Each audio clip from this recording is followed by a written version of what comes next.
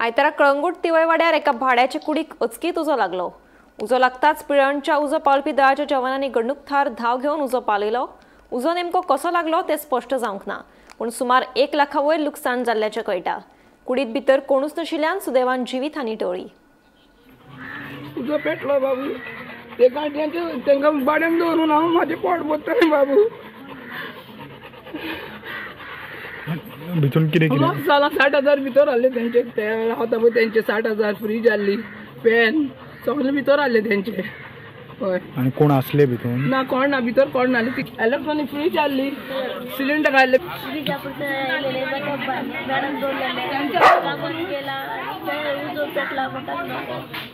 माझे सगळे सामान 2 वर्ष झालं गावात वचून, माझा भाऊ मेला, भुरगे गावात गेला, हांव एकटीच हा, बाया म्हणून हांव हा।